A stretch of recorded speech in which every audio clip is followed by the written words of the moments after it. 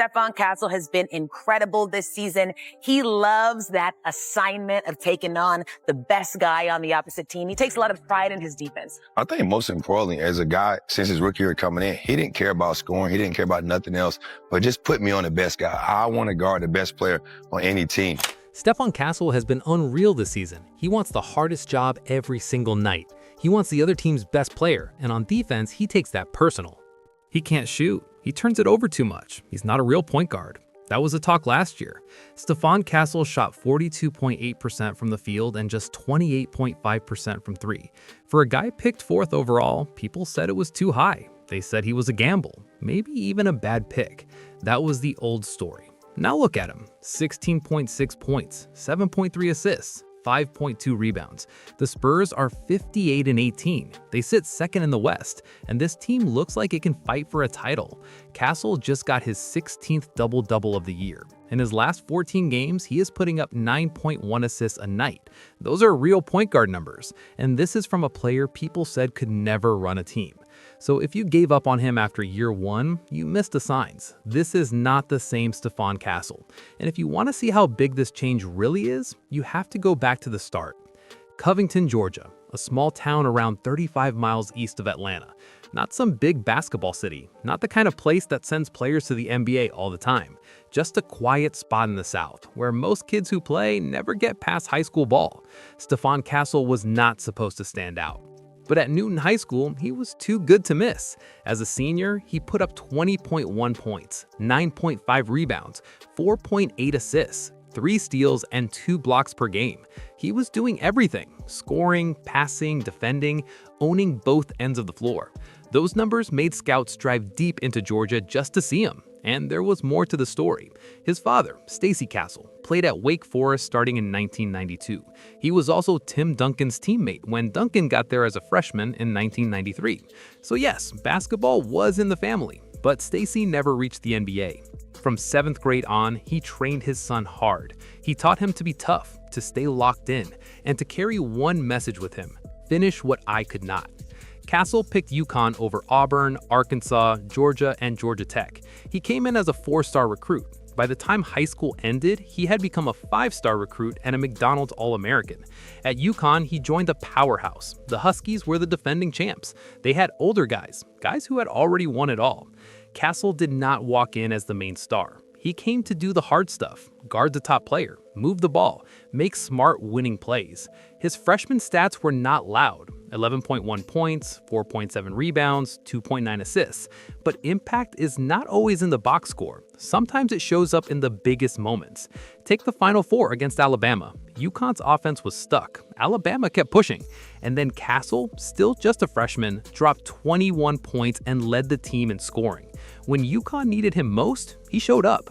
Then came the title game against Purdue. He had 15 points, 5 rebounds, and big play late. UConn won by 15. Back-to-back national titles. Castle left with a ring, a spot on the Final Four All-Tournament team, and Big East Freshman of the Year. At only 19, he had already proved he could win. Nobody questioned his heart. Nobody questioned his feel for the game. Nobody questioned his toughness. But one thing kept hanging over him. He could defend, he could help teams win, but could he shoot? And in today's NBA, if you do not stretch the floor, coaches don't trust you to start.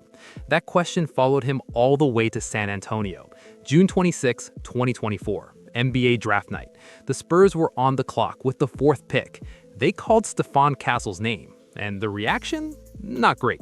People liked the defense, they liked the winning background, they liked the fact that he was a champ, but the 26.7% from 3 at UConn, that scared people. Big time. The worry was easy to understand. How do you play him next to Victor Wembanyama if he cannot space the floor? Wemby needs room. If Castle's man backs off, the lane gets packed. Then everything gets harder. The fit starts to look bad. Still, San Antonio bet on upside, and early on it looked like the right call. November was good. Castle put up 13.6 points and 4.1 assists. After only 7 games, he had a starting spot. You could see the talent. You could see the calm. For a moment, it looked like the doubters might be wrong. Then December came crashing in. The rookie wall hit him hard. His shot fell apart. He shot 37.6% from the field and 20.9% from three. Against Minnesota, he played only 7 minutes. The Spurs sat him down. And the turnovers, they kept coming. At one point, when he had to be the main ball handler, Castle was turning it over more than 6 times a game. That was the worst mark in the whole league. And the noise got loud. People called him all flash, no finish, not a lead guard. All the doubts from college came roaring right back. Suddenly, the same guy taken 4th overall looked like a long-term project. Maybe worse, maybe a bust. But here's the part people leave out. Castle did not fall apart. After New Year's, something changed. The turnovers started going down. His choices got better. His control got better. His belief came back. In his final 25 games, he averaged 19.3 points, 5.6 assists, and 5.2 rebounds. He posted 5 double-doubles in that run. He looked like a whole new player. Then on April 29, 2025, Stephon Castle won Rookie of the Year. That gave the Spurs back-to-back winners after Wembanyama. The award proved the talent was real. It showed people judged him too fast. But everyone still knew the weak spot. The shot had not fully come around. For the season, he still hit only 28.5% from three. And in this league, that's just not enough. Castle showed he could stay on the floor. He showed he could battle. He showed he could help. But there's a big difference between hanging on and taking over. If he wanted to become what San Antonio really needed, the second star next to Wembanyama, the lead playmaker on a team chasing a title, he had to fix the one thing that had followed him his whole life. And that's exactly what happened. Summer 2025. No cameras, no buzz. Just work. Stephon Castle disappeared into the gym. The shot that had hurt him for years changed. The handle that caused turnovers sharper. The reads that got him benched in December cleaner after thousands and thousands of reps. But while Castle was working, the Spurs were moving too. They traded for De'Aaron Fox, an all-star point guard who had already been through it. Playoff battles. Then they drafted Dylan Harper with a second pick, adding one more top ball handler. Now the backcourt was loaded. And now the question was different. It was no longer just, can Castle shoot? Now it was, can all these guards even play together? 3 guards who like the ball. 1 ball. Something had to change. Most people thought Castle would be the one pushed out. They were wrong. When the 2025-26 season began, the whole setup had changed. Greg Popovich had retired after 29 amazing seasons.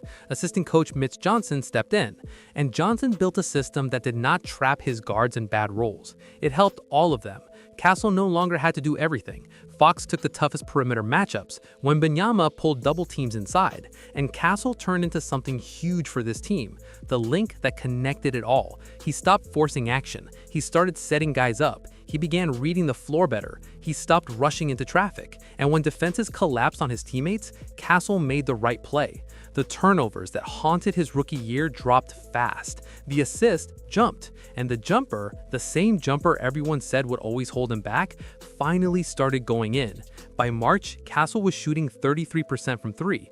Not elite, but way better. And it mattered. Because now defenders could not just ignore him, they had to stay honest, and that changed the whole floor. This season's numbers are wild. 16.6 points, 7.3 assists, 5.2 rebounds. His field goal mark climbed to 47.1%.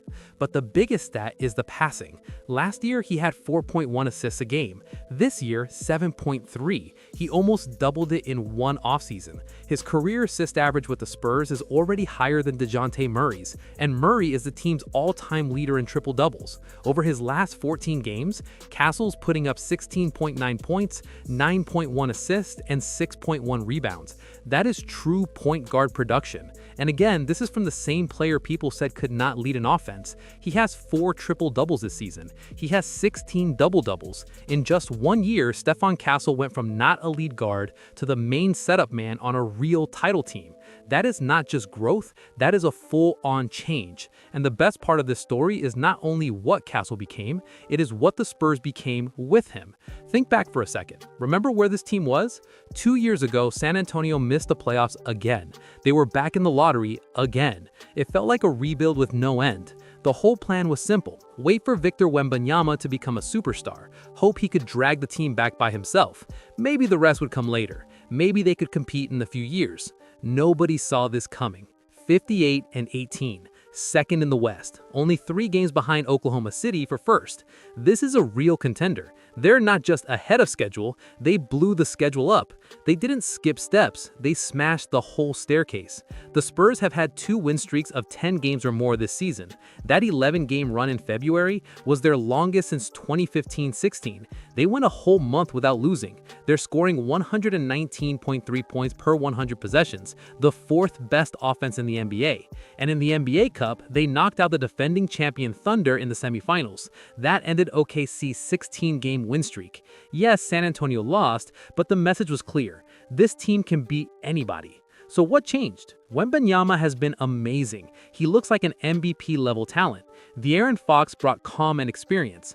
Dylan Harper has been awesome as a rookie. But the glue, the player who helps all of it fit, is Stephon Castle. When Castle goes to the bench, the Spurs offense drops into the bottom third of the league. When he's on the floor, they look elite. And it's not only because he scores, it's because he creates. He gets Wemby easy looks near the rim. He lets Fox share the playmaking load. He finds shooters at the right time instead of putting them in bad spots. Castle and Wemby even got a nickname, Area 51. Castle wears number 5, Wemby wears number 1. Together, they feel like something from another planet. The talent is crazy, the connection is crazy, and when they play together, the Spurs beat teams by double digits. And somehow, Castle still got left out. At All-Star Weekend, he was in the Rising Stars game, not the real All-Star game, but his number said he deserved more. 16.6 points, 7.3 assists, 5.2 rebounds, all while playing for the team with the 2nd best record in the West. In some cases, his numbers were right there with players who actually made the All-Star team. But a snub only matters if the player lets it break him. Castle didn't whine. He didn't beg. He just kept hooping, and now the whole league sees it. You cannot hide this kind of jump. You can't ignore a player who went from getting benched in December to running a title-level offense by April. His respect is coming, soon. For a full year, the critics said he couldn't shoot, couldn't run a team, couldn't play next to Wembanyama without ruining the spacing. Now the Spurs are 58-18. They have a real shot at the championship. Their offense is 4th in the league. The spacing problem is gone. The turnover problem is gone. The doubt is gone. And Stephon Castle is the reason the fit finally makes sense. This is what it looks like when talent, hard work, and the right team all come together. Castle entered the league as a winner, a champion. The jumper was shaky, the playmaking still needed work, but the base was always strong. In year 2, he fixed the missing pieces. He went from a defense-first player who couldn't shoot to a two-way floor general on a title contender. The people who called him a project weren't totally wrong, but they missed the thing that makes him different. He knows how to win everywhere he goes, and now he's doing it in San Antonio. The playoffs are almost here. Can Castle and Wembanyama bring home banner number 6?